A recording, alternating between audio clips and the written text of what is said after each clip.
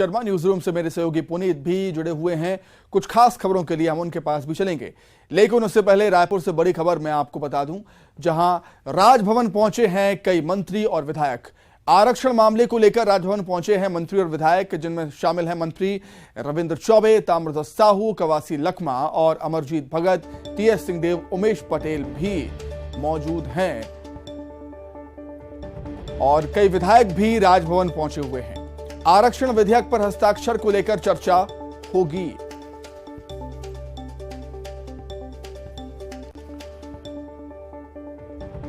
तो आरक्षण विधेयक को लेकर छत्तीसगढ़ में सियासत है कि कम होने का नाम नहीं ले रही। एक बड़ी रैली का आयोजन कांग्रेस की तरफ से आज हुआ और कांग्रेस के कई विधायक और मंत्री राजभवन पहुंचे हुए हैं। वो तस्वीरें हम आपको दिखा रहे हैं जब कई मंत्री विधायक राजभवन पहुंचे हुए थे। 12 से ज्यादा विधायक राजभवन पहुंचे हुए हैं, कई मंत्री भी हैं। रविंद्र चौबे, ताम्रध्वज साहू, कवासी लखमा, अमरजीत भगत, टीएस सिंहदेव, उमेश पटेल भी साथ हैं और 12 से ज्यादा विधायक पहुंचे हुए हैं राजभवन। आरक्षण विधेयक पर हस्ताक्षर को लेकर राज्यपाल से चर्चा करने के लिए ये सभी विधायक और मंत्री पहुंचे हुए हैं राजभवन।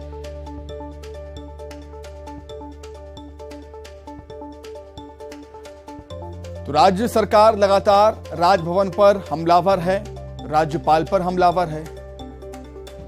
बिल को पास हुए कई दिन बीत चुके हैं, लेकिन अभी भी हस्ताक्षर इस बिल पर राज्यपाल के नहीं हुए। पेंच अभी भी उलझा हुआ है, फंसा हुआ है और यही वजह है कि जो राज्य सरकार है लगातार हमलावर है राजभवन पर और राज्यपाल पर।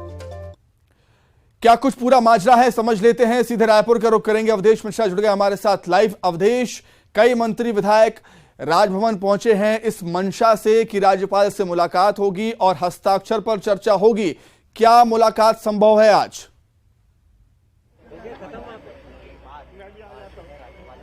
बिल्कुल, देखिए तमाम जो मंत्री विधायक हैं या फिर वो संगठन के लोग हैं वो जो है वो राजभवन के भीतर जा चुके हैं। उनकी मुलाकात जो है राज्यपाल से होनी है और राज्यपाल से मुलाकात के बाद गुहार यही लगाएंगे कि जिस तरह से बीते 40 दिनों से आरक्षण को लेकर संशोधन विधेयक का पेच फंसा हुआ है, सरकार लगातार हमलावर है, राजभवन बनाम सरकार की भी स्थिति बनी। जिस तरह से कांग्रेस के द्वारा शहर भर में पोस्टर लगाया गया बीजेपी को कटघरे में खड़े करते हुए कि बीजेपी के एकात्म परिषद को राजभवन का संचालन गृह बता दिया गया और उसके बाद आज एक बड़ी सभा को संबोधित किया तमाम मंत्रियों ने, जिसमें जन अधिकार रैली जिसका नाम दिया गया। उस रैली के ठीक बाद जो तमाम मंत्री है, तमाम विधायक है, वो राजभवन पहुंचे हैं और मंशा केवल एक ही है कि जो संशोधन विधेयक है, जो 76% जो आरक्षण देने की जो बात विधेयक में कही गई है वो धरातल पर लागू हो। उस संशोधन विधेयक में राज्यपाल हस्ताक्षर करे, क्योंकि पहले 10 बिंदुओं पर सवाल जो भेजे गए थे राजभवन की ओर से उस पर सरकार ने जवाब भी दे दिया। उस पर राजभवन के द्वारा उसका खुलासा भी किया गया, किन किन बिंदुओं पर जवाब दिया गया। उसके बाद कुछ बिंदुओं में अधूरी जानकारी आई, ये भी इस बात का भी खुलासा किया गया। लेकिन कुल मिला के कि अभी भी पेच फंसा हुआ है, अभी भी हस्ताक्षर होगा या नहीं ये भविष्य के गर्त में छुपा हुआ है। लेकिन इतना जरूर है कि सत्ताधारी दल कांग्रेस हो या सरकार के अंग हो, सभी इस बात को लेकर लगातार प्रेशर दबाव बनाने की कोशिश कर रहे हैं कि संशोधन विधेयक पे जल्द से जल्द हस्ताक्षर हो, ताकि जो भर्तियां रुकी हुई है, जो परिणाम रुके हुए उनका भी निराकरण हो सके और जो 76% आरक्षण देने की जो मंशा सरकार की है वो धरातल पर लागू हो सके। कुल मिला के जो यही सियासी जो रस्सा कस्सी है उसी का एक और रूप आज देखने को मिला कि जो तमाम जो मंत्री है, लगभग सभी मंत्री जो है वो राजभवन पहुंच चुके हैं और राज्यपाल से इनकी मुलाकात जो है वो होनी है। बिल्कुल अवधेश, आरक्षण का ये मसला कितना महत्वपूर्ण है राज्य सरकार के लिए वो इसलिए भी समझ आता है क्योंकि बहुत सारे आरोप राजभवन पर, राज्यपाल पर लग चुके हैं। राज्य सरकार के कई मंत्रियों की तरफ से सीएम भूपेश बघेल भी बोल चुके हैं और एक बड़ी रैली का आयोजन भी हुआ और अब कई मंत्री विधायक राजभवन पहुंचे हुए हैं राज्यपाल से मुलाकात करने के लिए। इसकी गंभीरता को समझते हैं सभी।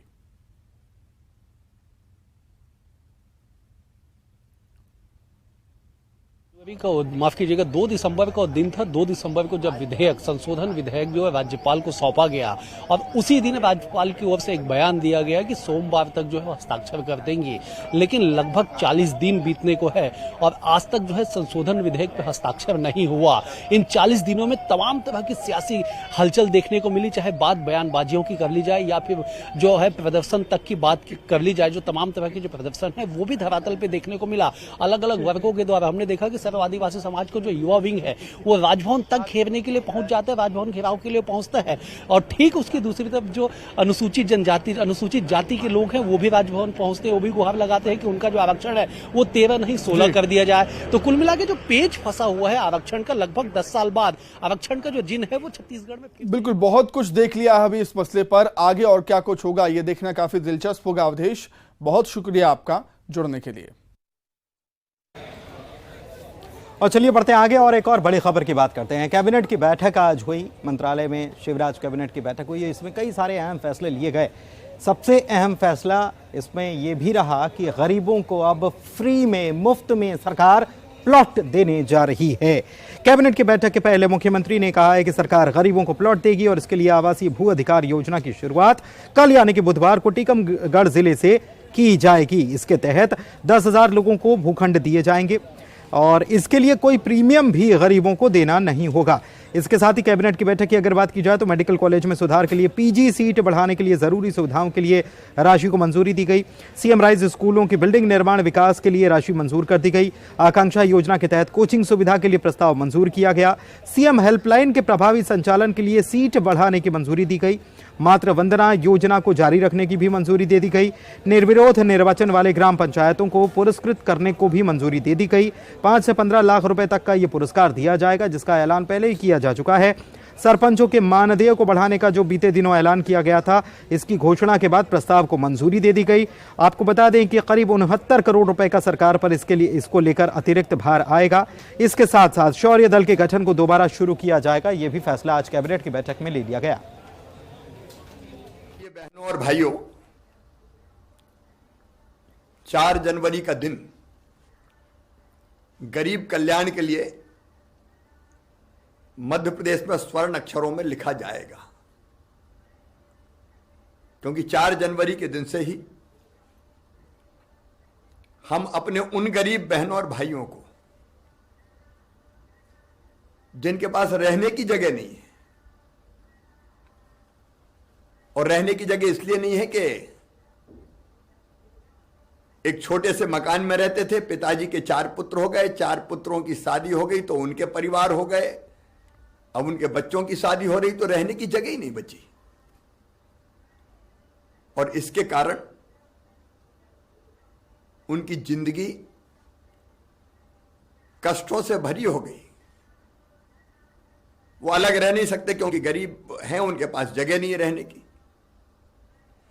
और अगर रहने का प्लाट नहीं है, जगह नहीं है, भूमि नहीं है, तो मकान बनाने की योजना का भी लाभ उनको मिल नहीं सकता, पीएम आवास योजना और बाकी योजनाओं का। इसलिए टीकमगढ़ की धरती पर ही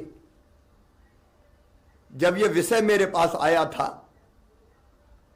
कि हमारे पास रहने की जगह नहीं है, छोटे से मकान में कई परिवार रह रहे हैं,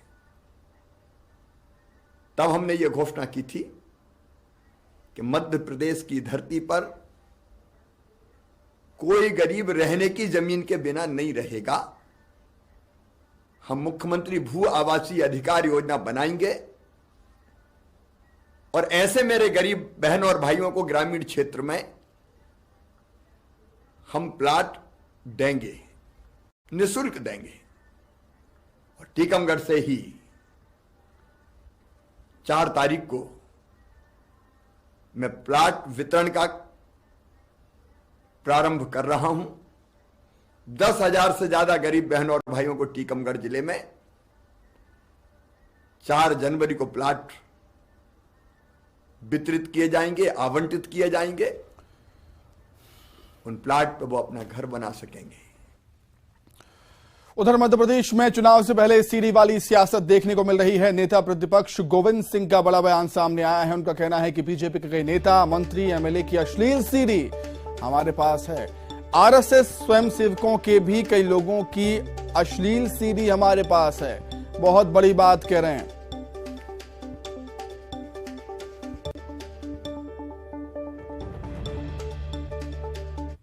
जनता पार्टी को पहले अपना चाल चल चेहरा देखना चाहिए। उनके मंत्री, विधायक, भारतीय जनता पार्टी के नेता, राष्ट्रीय स्वयंसेवक के कार्यकर्ताओं की तमाम अश्लील सीढ़ियाँ हमारे पास मौजूद हैं, लेकिन मैं किसी की व्यक्ति के ऊपर। गोविंद सिंह के बयान पर पलटवार किया है। हनी ट्रैप कांड को लेकर नेता प्रतिपक्ष के बयान पर पलटवार किया है वीडी शर्मा ने। वीडी शर्मा ने चैलेंज किया है गोविंद सिंह को। कहते हैं वो अगर उनके पास कोई भी सीडी है तो वो सबके सामने लाएं, अन्यथा अनर्गल बयान और आरोप ना लगाएं।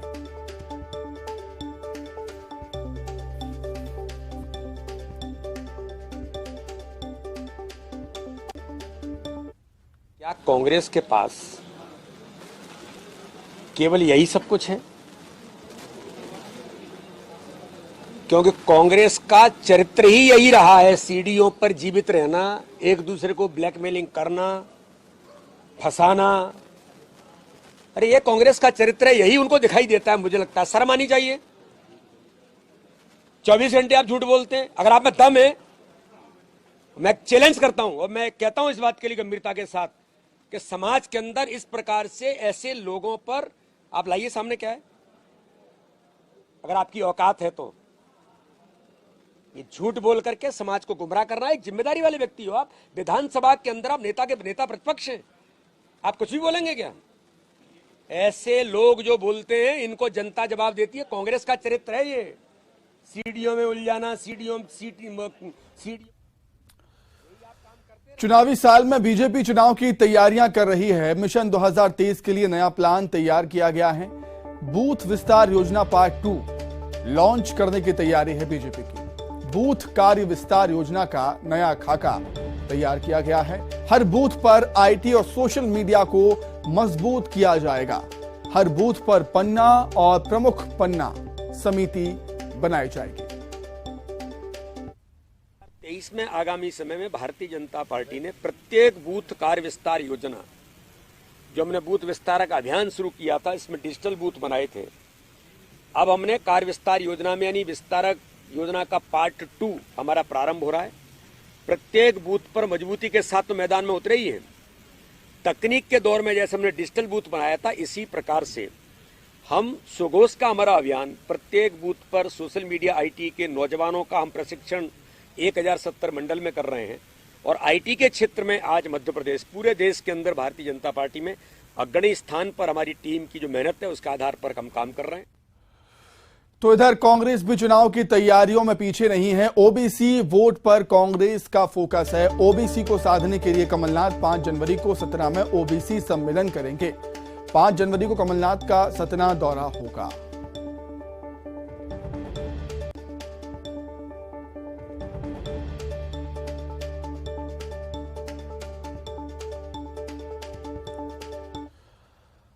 वहीं कांग्रेस के ओबीसी सम्मेलन को लेकर बोले हैं गृह मंत्री डॉक्टर नरोत्तम मिश्रा। ओबीसी के साथ धोखा कांग्रेस ने किया था, वो ऐसा कहते हैं। ओबीसी वर्ग बहुत अच्छे से जानता है, पहले शगुफा छोड़ा था, फिर महाधिवक्ता भी खड़े नहीं हुए, हाईकोर्ट से स्टे करा दिया गया। आज शिवराज सिंह चौहान की सरकार है। प्रदेश के लोग जानते हैं कि हमारे 3 मुख्यमंत्री हुए, अभी तक तीनों ही ओबीसी वर्ग से आए। कांग्रेस के लोग तो सोने की चम्मच मुंह में लेकर पैदा हुए हैं। ओबीसी के साथ में जो धोखा कांग्रेस ने किया था, ये ओबीसी वर्ग बहुत अच्छी प्रकार से जानता है। किस तरह से उन्होंने एक शगुफा छोड़ा अपनी सरकार में और फिर महाधिवक्ता तक खड़े नहीं हुए हाई कोर्ट में और स्टे करवा दिया। ओबीसी धोखा कभी भूल नहीं सकता है। ये शिवराज सिंह जी की सरकार है। प्रदेश के लोग जानते हैं कि हमारे 3 मुख्यमंत्री हुए अभी तक और तीनों ही ओबीसी वर्ग से आए, चाहे माननीय उमा भारती जी हो, चाहे माननीय बाबूलाल गौर जी हो, चाहे माननीय शिवराज सिंह चौहान। कांग्रेस तो शुरू से ही इनके जो सोने का चम्मच मुंह में लेके पैदा हुए हैं इन लोगों की पार्टी। खबर अनूपपुर से है। विधायक सुनील सराफ के हर्ष फायरिंग करने का ये मामला है। अनूपपुर से कोतमा विधायक सुनील सराफ के घर पुलिस पहुंची। हवाई फायर करने के मामले पर पुलिस छानबीन कर रही है। पुलिस के कई अफसर फॉरेंसिक टीम के साथ पहुंचे थे उनके घर। बंदूक से निकले कारतूस के खोखे की तलाश हो रही है। फॉरेंसिक टीम मामले की जांच कर रही है। जैसा कि आप लोगों को मालूम ही है कि दिनांक 1/1/23 को सोशल मीडिया में एक वीडियो वायरल हुआ था और जिसमें आरोप लगाया गया था कि कोतमा के विधायक माननीय श्री सुनील सराफ जी उसमें फायरिंग करते हुए दिखाई पड़ रहे हैं। इस संबंध में थाना कोतमा में एक अपराध भी पंजीबद्ध किया गया है और उसी अपराध की विवेचना के सिलसिले में आज जो है हमारे फॉरेंसिक साइंस एक्सपर्ट को शहडोल से बुलाया गया था। वो मौके पर आए हुए हैं, उनके साथ हमारा पुलिस बल भी है और हम लोग मौके की जांच कर रहे हैं। अब तक कोई कारतूस या कुछ ऐसा नजर आया सामने, कुछ मिला क्या? हाँ, अभी तक तो मौके पर कारतूस नहीं मिला है, लेकिन अभी हमारी तलाश चल रही है। तो गोविंद सिंह का क्या कुछ कहना है इस मसले को लेकर, वो भी आपको सुनाते हैं। सुनील सराफ ने कोई अपराध नहीं किया। नव वर्ष के उपलक्ष्य में जश्न मनाया जा रहा था, उनका जन्म दिवस भी था। इस मौके पर अगर उन्होंने हर्ष फायर किया है तो ये कोई आपत्तिजनक बात नहीं होती। लाइसेंस इसलिए दिया जाता है कि लोग अपनी सुरक्षा करें, निशानाबाजी सीखें। अगर सुरक्षा के लिए निशाना चलाना नहीं सीखेंगे तो फिर अपनी सुरक्षा नहीं कर पाएंगे। उन्होंने नव वर्ष के उपलक्ष्य में अपने घर में आज लगे हुए निशानों को तोड़ने के लिए किए थे। तो कांग्रेस के नेता सुनील सराफ का बचाव यहां पर कर रहे हैं। इससे पहले पूर्व मंत्री पीसी शर्मा ने भी बचाव किया था सुनील सराफ का। अब नेता प्रतिपक्ष गोविंद सिंह भी बचाव में आए हैं सुनील सराफ के।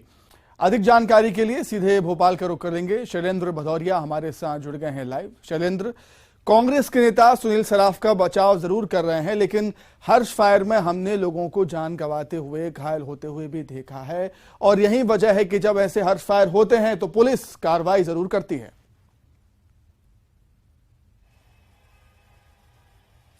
देखिए, बिल्कुल आपने सुमित ठीक कहा कि इस तरह के हर्ष फायर में हमने कई लोगों को जान गंवाते देखा है, कई परिवार उजड़ते देखे। और ऐसे में यदि एक चुना हुआ जनप्रतिनिधि जिस तरीके से जो एफआईआर में कहा गया है या जिस तरह के जो वीडियो है उसमें साफ तौर पर दिख रहा है कि जो कांग्रेस के विधायक है वो हर्ष फायर करते नजर आ रहे हो। हालांकि भले ही खुद सुनील सराफ ने इस मामले को लेकर सफाई दी और कहा है कि वो खिलौने वाली पिस्टल थी, और इसके अलावा जिस तरीके से कांग्रेस के तमाम नेता भले ही उनको सफाई देते नजर आ रहे हो, लेकिन कहीं ना कहीं ये मामला अब बेहद दूर पकड़ता जा रहा है। यही कारण है कि मध्य प्रदेश के गृह मंत्री ने कल जिस तरीके से इस पूरे मामले में एफआईआर कर जांच करने के निर्देश दिए, तो कल जिस तरीके से एफआईआर हुई उसके बाद आज अनूपपुर जिले से फॉरेंसिक की टीम जो है वो उनके जो कोतमा उनके से जो उनका घर है वहां पर पहुंची थी। फॉरेंसिक के अलावा कई आला अधिकारी पुलिस के वो वहां पर पहुंचे थे, यानी जो घटना स्थल है उसका जायजा लिया गया। इसके अलावा जो अन्य जो फॉरेंसिक जांच है वो पूरी की गई है कि जिस तरीके से जो हवाई फायर हुआ था उसका कारतूस जो है उसको खाली कारतूस को खोजने का काम किया जाएगा। इसके अलावा अन्य जो सबूत है वो जुटाने का काम पुलिस कर रही है। नहीं, इस पूरे घटनाक्रम की जांच करने में पुलिस जुटी हुई है। और जिस तरीके से बीजेपी के तमाम शैलेंद्र, फॉरेंसिक जांच में क्या कुछ निकलकर सामने आता है वो देखने वाली बात होगी। फिलहाल बहुत शुक्रिया आपका जुड़ने के लिए, तमाम जानकारी के लिए। गुना से बड़ी खबर, जिला अस्पताल में डॉक्टर ने मारपीट की है। डॉक्टर राहुल श्रीवास्तव ने मरीज के साथ मारपीट की। मारपीट का वीडियो सोशल मीडिया पर वायरल है। इलाज कराने को लेकर विवाद हुआ था। मरीज भैया लाल कुशवाहा से मारपीट हुई। स्वास्थ्य विभाग के अधिकारियों ने चुप्पी साध ली है इस मसले पर। मामले में अभी तक कोई कार्रवाई नहीं हुई।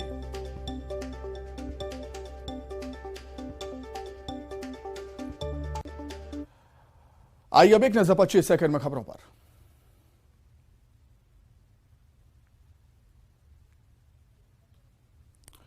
सुप्रीम कोर्ट ने मंत्रियों, सांसदों और विधायकों की बोलने की आजादी पर ज्यादा पाबंदी लगाने से किया इनकार। कहा, किसी मंत्री के बयान पर सरकार नहीं, खुद मंत्री ही जिम्मेदार।